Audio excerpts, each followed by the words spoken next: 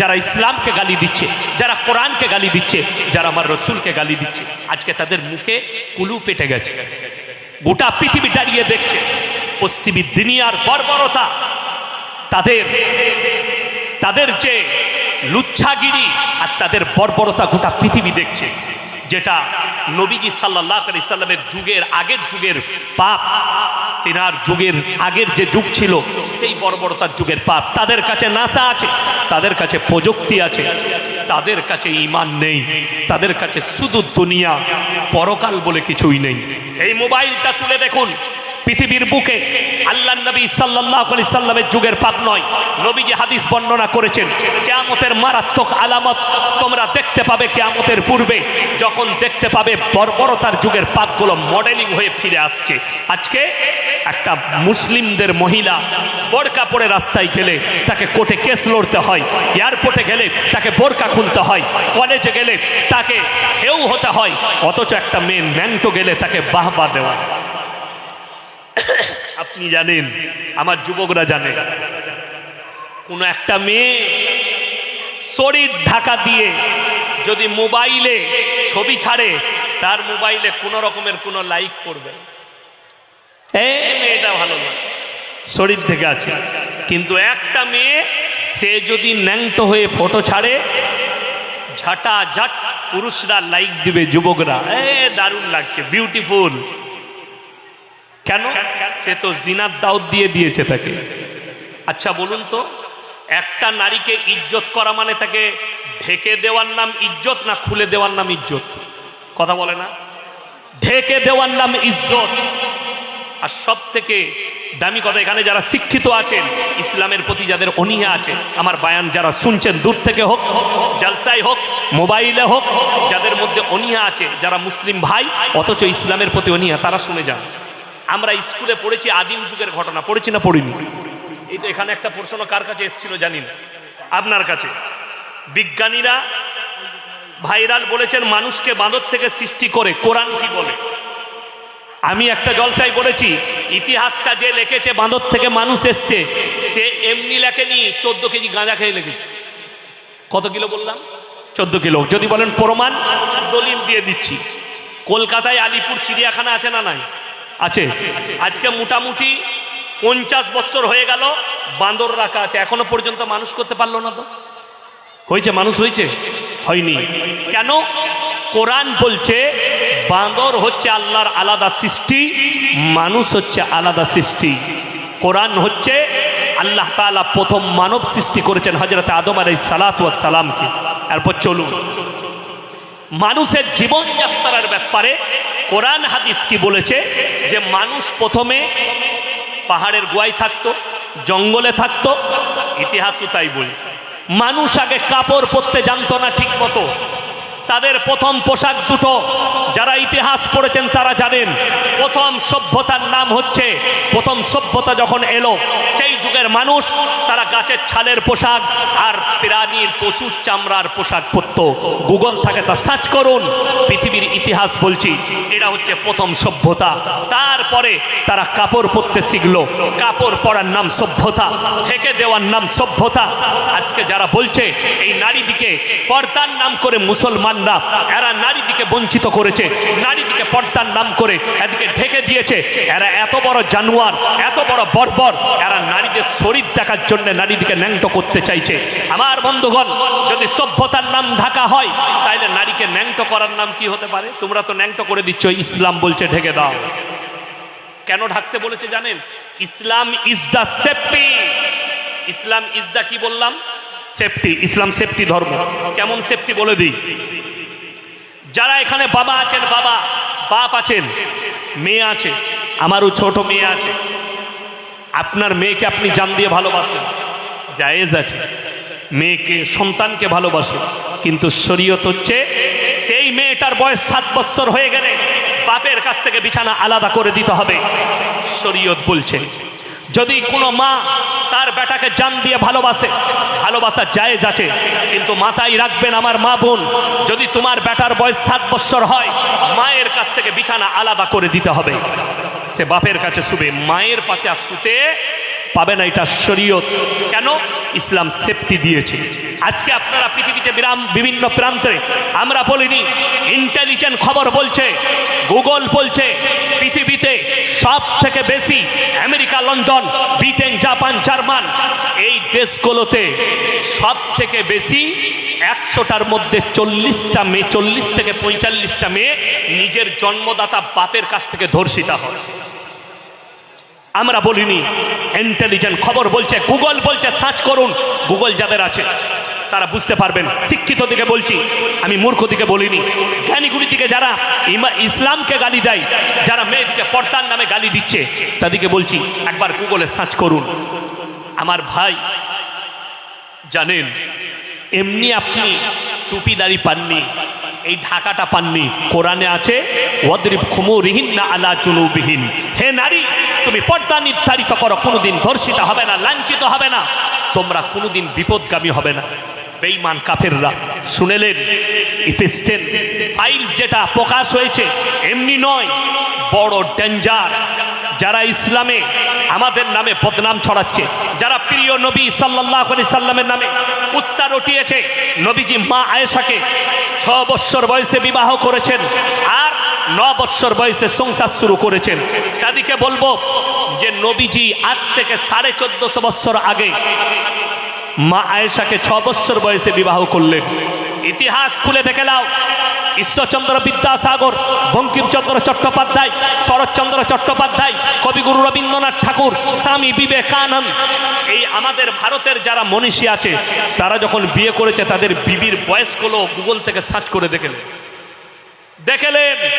কেউ 7 বছর, কেউ 6 বছর, কারু বইয়ের বয়স, কারুর বিবির বয়স 11 বছর। তাহলে কি তারাও কি তাদের সঙ্গে ধর্ষণ করেছিল? বাপের দম থাকলে, হিম্মত থাকলে তাদেরকে বলো ধর্ষণকারী।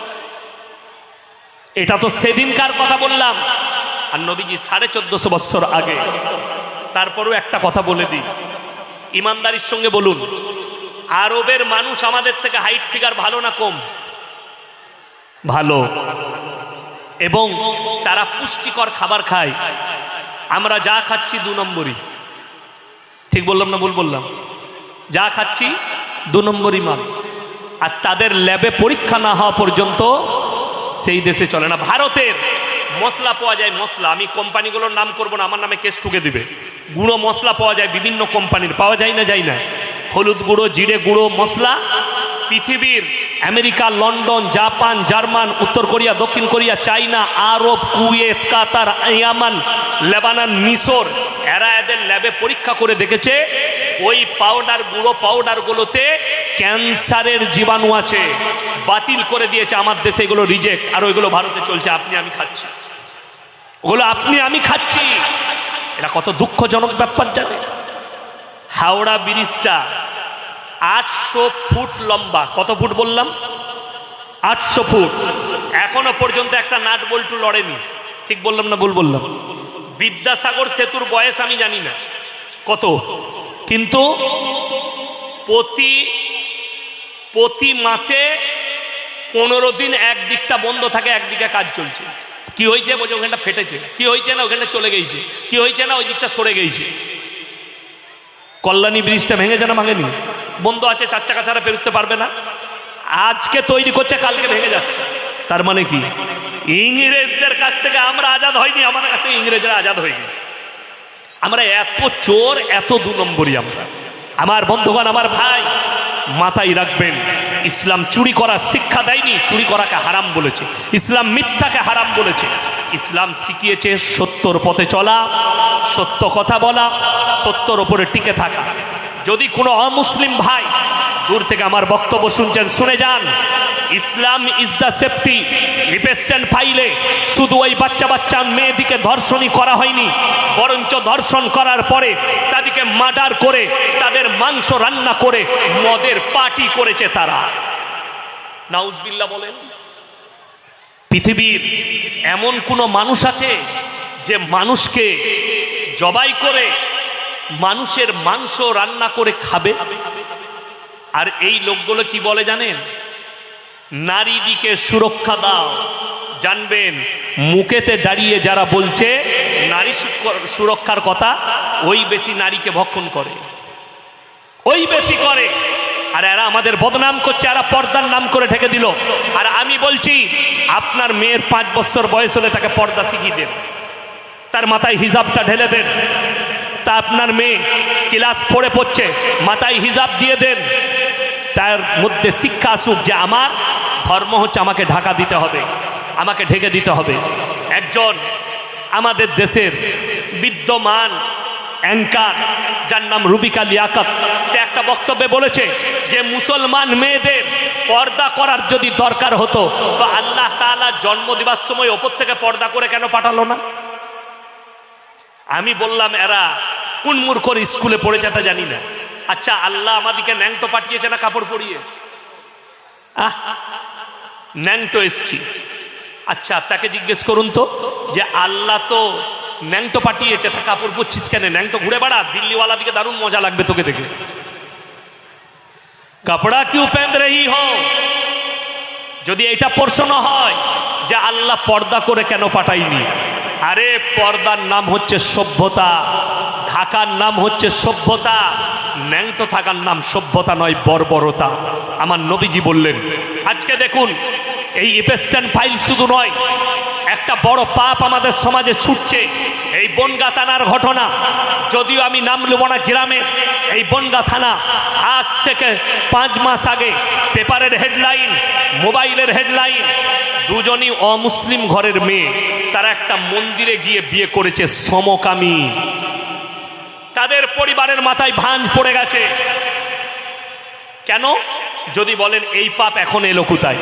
এই পাপটা নবীজির যুগের পাপ নয়, এই পাপ হযরতে মুসা নবীর যুগের নয়, এই পাপ হযরতে ঈসা নবীর যুগের পাপ নয়, এই পাপ ইউসুফ নবীর যুগের পাপ নয়, এই পাপ হচ্ছে হযরতে লূত নবীর কওমের পাপ। আজকে মডেলিং হয়ে ফিরে এসছে, এরা বলছে আমরা মডেলিং। মডেলিং মানে আমরা সমকামী। একটা আইল্যান্ড যদি ঠিক করা হয় আর যতগুলো সমকামী আছে এদিকে যদি ভরে দেওয়া হয়, 10 বছর থেকে 20 বছরের ভেতরে এদের নাম নিশানা মিটে যাবে। কেন? মেয়েতে মেয়েতে বিয়ে হলে বাচ্চা পয়দা হবে?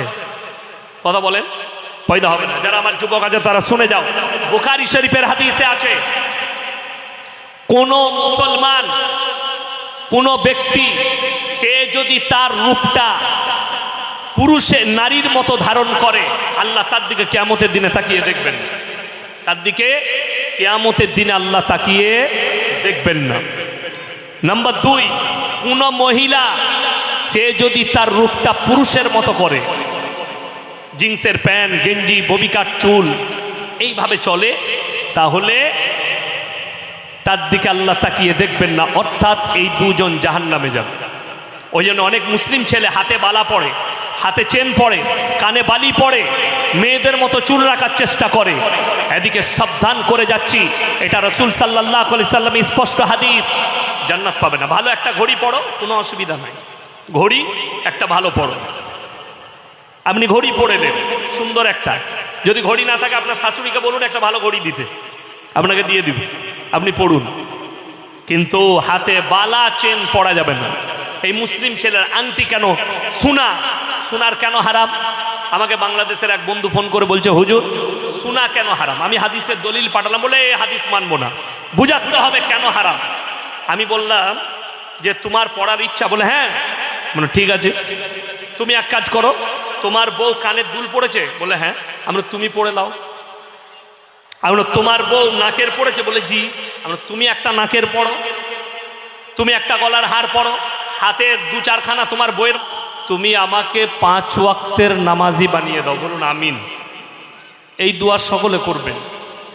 ওয়ায়ুকিমুনাস সালাহ, 3 নম্বর যেটা, ওয়া মিম্মা রাযাকনাহুম ইউনফিকুন, আমি যে রিজক দান করেছি সেখান থেকে তোমরা ব্যয় করো। এখন বর্তমানে আমাদের অবস্থা, আমরা হালালের থেকে হারামের প্রতি বেশি ভরসাশীল হয়েছি, হালালের থেকে হারামের প্রতি বিশ্বাসী বেশি হয়েছি আমরা। রাসূল সাল্লাল্লাহু আলাইহি সাল্লামের একটা মারাত্মক হাদিস শুনেলেন, কিয়ামতের যতগুলো আলামত আছে, একটা আলামত হচ্ছে দাজ্জাল আসবে।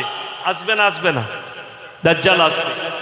এই দাজ্জাল আসবে, এটা তখন কখন বুঝতে পারবে? নবীজি সাহাবীদিকে বললেন যে ওই সময় বুঝতে পারবে দাজ্জাল আসার সময় হয়ে গেছে, যখন তোমরা দেখতে পাবে মুসলমানের কাছে হারাম জিনিসগুলো হালাল হতে শুরু হয়ে গেছে, অবৈধগুলো বৈধ হতে শুরু হয়ে গেছে। আজকে আপনি অবাক হবেন যে আমাদের কাছে মদ ব্যবসা কি করে হালাল হলো, গাঁজা ব্যবসা কি করে হালাল হলো। গতকালকে আমার একজন বন্ধু পুলিশ অফিসার মুর্শিদাবাদে ডিউটি করেন, তো আমাকে একটা তথ্য পাঠিয়েছে, আমি খুবই বিস্মিত হলাম এবং খুব আমার দিল কাঁদলো যে বর্ডার এলাকাগুলোই যতগুলো জেলা আছে সেই জেলাগুলোর জেলগুলোতে বেশিরভাগ মুসলিম যুবক আছে। কি কারণে? হিরোইন পাচার, গাঁজা পাচার, আফিং পাচার, বিভিন্ন রকম হারাম কাজে লিপ্ত তারা। ধরা পড়ছে, জেলের কুঠরিতে যাচ্ছে। এরপর আপনি কি করে ভাবলেন যে আপনি হারাম খাচ্ছেন? আপনার জানা আছে, যত আমাকে বাদ দেন, যদি কাবা ঘরের ইমামকে স্বয়ং নিয়ে আসেন এখানে দিয়ে দোয়া করান, শর্ত হচ্ছে দোয়া কবুলের প্রথম শর্ত হচ্ছে হালাল খাবার। হালাল খাবার যদি না থাকে আপনার দোয়া আল্লাহ কবুল করবেন না।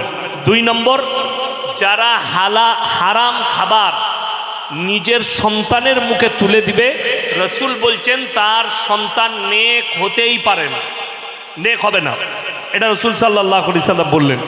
অর্থাৎ আল্লাহ যে রিজক দিয়েছে সেই রিজক থেকে আপনি খরচ করুন। এখন আপনি ভাবছেন যে মৌলী সাহেবরা তো আমাদেরকে খাইয়ে দিবে না। সকলে বলুন রুজির মালিককে, আরো জোরে বলুন কে? আল্লাহ। তার একটা প্রমাণ আমি দুনিয়াতে নয় কোরআনের দিচ্ছি। আপনি যদি বলেন এর দলিল দিচ্ছি, এর দলিল দিচ্ছিও বলবেন এগুলো গাঁজাখড়ি গল্প, কিন্তু কোরআনকে তো বলতে পারবেন না। পারবে কেউ? পারবে না। কোরআনের একটা দলিল শুনে নিন। হযরতে ঈসা নবীর নাম শুনেছেন না? শুনেছেন। কিয়ামতের একটা আলামতের মধ্যে আবার একটা আলামত এটা যে ঈসা মসিহ দুনিয়াতে আবার আসবেন। কাকে হত্যা করতে? দাজ্জালকে। কাকে হত্যা করতে? দাজ্জালকে হত্যা করতে আসবে। নামবেন কোথায়? আল্লাহ নামাবেন কোথায়? দামাস্কের মসজিদে, সিরিয়ার দামাস্কের মসজিদে আল্লাহ নামাবেন। সেই মসজিদের ইমাম যিনি থাকবেন তিনি হচ্ছেন ইমাম মেহেদী। এটা কিয়ামতের একটা আলামত। এই ঈসা মসিহ যে মায়ের পেট থেকে দুনিয়াতে এসেছেন তিনার নাম হচ্ছে হযরতে মারিয়াম। কি নাম বললাম? মারিয়াম। হযরতে মারিয়াম যখন কোরআনে আছে সূরা মারিয়াম, ওনার নামে একটা সূরা আছে, ওয়াজকুর ফিল কিতাবি মারিয়াম ইদিন তাবাদাত মিন আহলিহা মাকানান শারকিয়া। মরিয়ম যখন নিজেকে নিজের পরিবারের কাছ থেকে, সমাজের কাছ থেকে পূর্ব দিকে এক স্থানে নিজেকে বন্দী করে নিল, পর্দা করে নিল। ফাত্তাখাযাত মিন দুনিহিম হিজাবান ফাআরসালনা ইলাইহা রূহানা ফাতামাত্তালা লাহা বাশারান সাওয়িয়া। আমি আমার ফেরেশতা জিবরিল আমিনকে মানুষ রূপে প্রেরণ করলাম তার গৃহে, সে যেখানে বন্দী তার ভেতরে। মারিয়াম তাকে দেখে বিস্মিত হয়ে গেল, অবাক হয়ে গেল, আমার এই বন্দি ঘরের ভেতরে এই মানুষটা প্রবেশ করলো কি করে? বললে তুমি সত্যিকারই যদি মানুষ হও আমার বাড়ি থেকে বেরিয়ে যাও, আমি একজন সতী সাবিত্রী পবিত্র নারী, তুমি আমাকে স্পর্শ করো না। জিবরিল আমিন বললেন আল্লাহ আমাকে পাঠিয়েছেন, আমি কোনো মানুষ নয়, মানুষ রূপে আমি হচ্ছে আল্লাহর ফেরেশতা জিবরিল আমিন। তোমাকে সুসংবাদ দিতে এসেছি একটা পুত্র সন্তানের। হযরতে মারিয়ামের গর্ভে, তোমার গর্ভে আল্লাহ নবী প্রেরণ করতে চান, নবী পাঠাতে চান। আল্লাহর কুদরতে তিনি গর্ভবতী।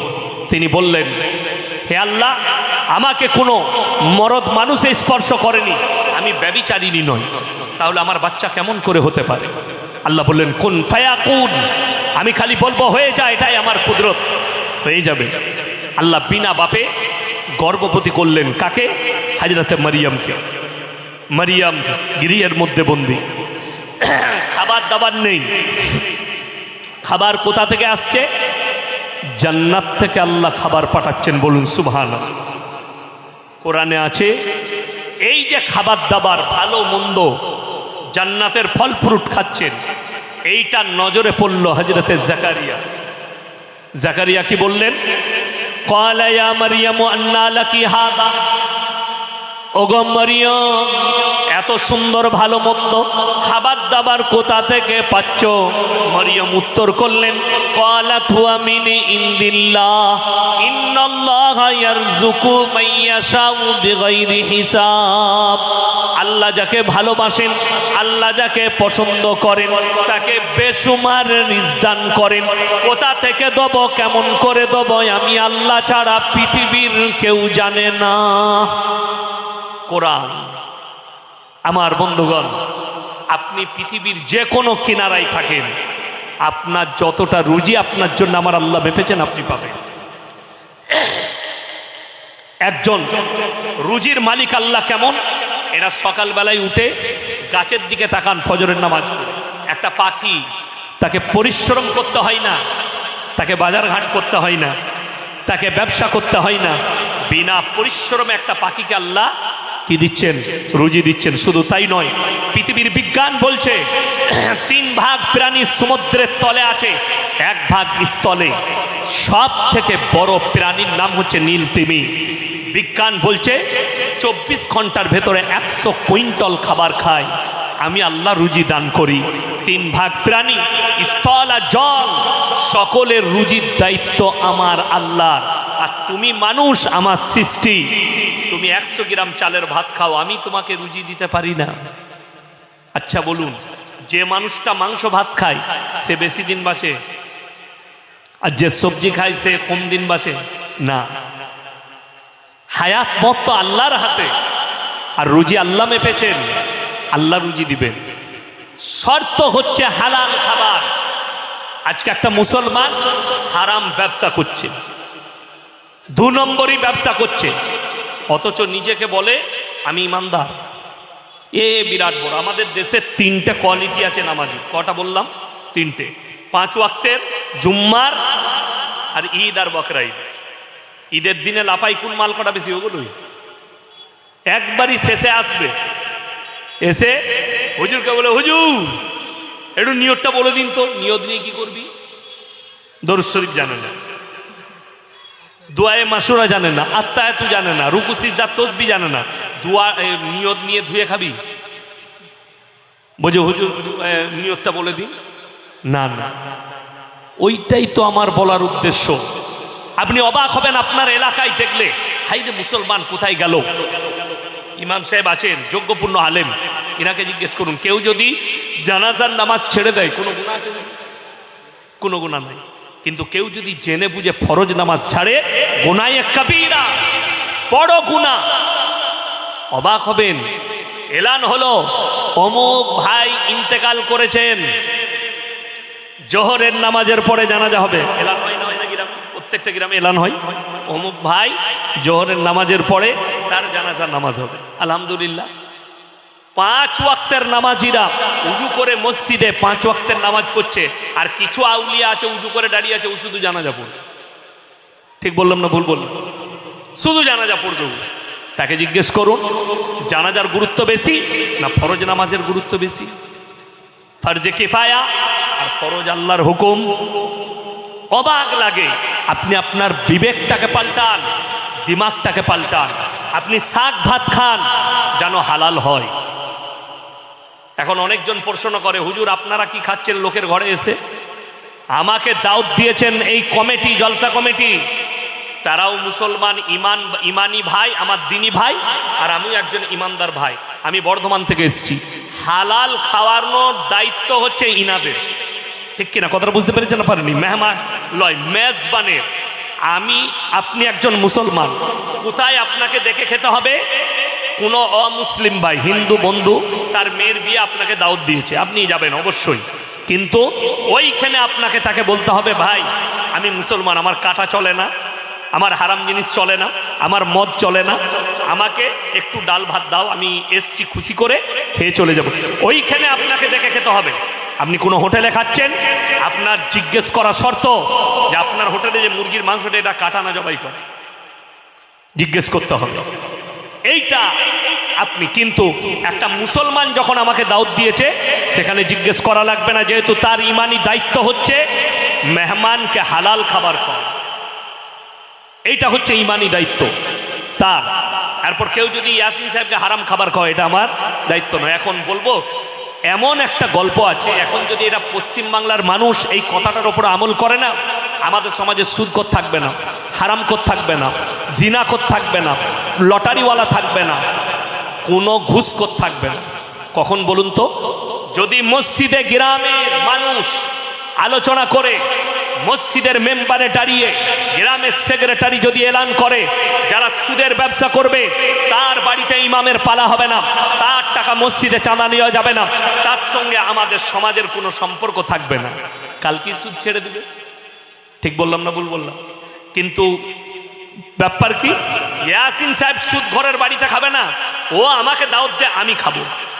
আমার বন্ধুগণ, আমার ভাই, না, শরীয়ত নয়, সুদখোর। আজকে দেখুন বিয়ের পণ উঠছে না কেন? আমরা তুলতে পারিনি।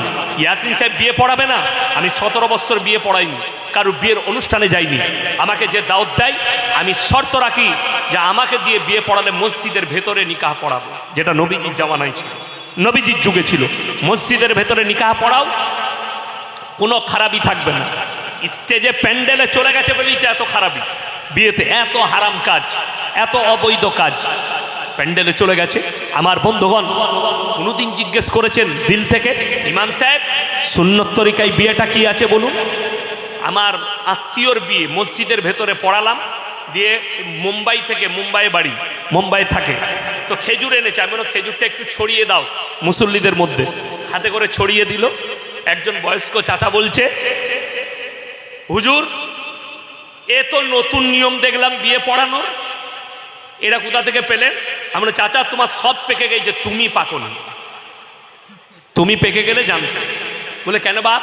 আমি বললাম চাচা এইটাই হচ্ছে সুন্নত তরিকার বিয়ে, আর তোমরা যেটা প্যান্ডেলে করো ক্যামেরা চালিয়ে নাচ গান করে, ওটা হারাম বিয়ে। তোমার ইমামকে জিজ্ঞেস করো, তোমার মৌলবীকে। আমার বন্ধুগণ, আমার ভাই, হারামটাকে অ্যাভয়েড করবো সবাই, বলুন ইনশাআল্লাহ। হারামটাকে অ্যাভয়েড করুন, নামাজকে গুরুত্ব দেন। নামাজের এই রমজান মাসে যখন 5 ওয়াক্ত নামাজ পড়ছি, আল্লাহ তুমি আমাকে 5 ওয়াক্তে নামাজ পড়ার তৌফিক দাও। অনেকজন মনে করে ইয়াসিন সাহেব তো বলেছে শবে বরাতে নামাজ পড়া যাবে না। আরে আমি গুটকা খদ্দের লেগে বলেছি জীবনে নামাজ পড়ে না, ও শবে বরাতে মারামারি করছি। যারা 5 ওয়াক্তের নামাজি তার জন্য শবে বরাত, যে জীবনে নামাজ পড়ে না সে ওই রাতে ঝামেলা করে কি লাভ করবে? আমি তার বিরুদ্ধে বলেছি। আমি সিস্টেম বিরোধী লোক, সমাজ বিরোধী লোক নয়। আমাকে অনেকজন মনে করে পীর বিরোধী, না। ইনি জানেন আমার আব্বাজি, ইনি যে মাদ্রাসায় পড়েছেন দেওবন্দে, আমার আব্বাজি সেই আমার আব্বার যিনি পীর, ওই মাদ্রাসার হাদিসের উস্তাদ হযরত মাওলানা মুফতি ইউসুফ সাহেব তাউলি, বড় মুফতি সাহেবের খলিফা। আমি হচ্ছি সিস্টেম বিরোধী লোক। আপনাদের সিস্টেম ভুল, আমি আপনার বিরোধী। আপনার সিস্টেম গোলমাল, আমি আপনার বিরোধী। আপনি ভেবে দেখুন, এই রমজান মাস, রমজানুল মুবারকের মাস চলছে, আপনি কি আল্লাহর কাছে ক্ষমা চেয়েছেন? আল্লাহ আমার জীবনের পাপগুলো ক্ষমা করে দাও। যাকাতকে হিসাব করে বার করেছেন যে আমাকে যাকাত দিতে হবে। আরে নামাজের কথা যতবার বলা হয়েছে, যাকাতের কথা কোরআনে ততবার বলা হয়েছে, অথচ আমরা নামাজটা পড়ি, যাকাতটা দিই না। কেন দিই না? যাকাতে তো পয়সা খরচ, নামাজে তো খরচ নেই। দেখবেন কাল থেকে, ফজর থেকে আপনার মসজিদে আর জায়গা হবে না। যদি বলা হয় যারাই 5 ওয়াক্তের নামাজ পড়বে প্রতি ওয়াক্তে 100 করে টাকা দেওয়া হবে। ও 5 বেটা হলে 5টা গামছা ফেলাবে, সরাবি না, এটা মা। কেন? জানো তো 100 করে টাকা পাবো। নামাজে টাকা নাই বলে ও পড়ে লাভ নাই। কারা পড়বে? আমার এলাকায় একটা মসজিদে দরজা খোলা, বড় মসজিদ, গরু ঢুকে গেছে, গরুর বাছুর, আপনারা কি বলেন? আমরা বাছুর বলি, বাছুর। ও বাছুর ঢুকে গেছে, তো মুয়াজ্জিন সাহেব যিনি আছেন তিনি খেদারে বার করে ওই গরুর মালিককে বলছে, সেও মুসলিম, যে ভাই তোমার বুদ্ধি নেই?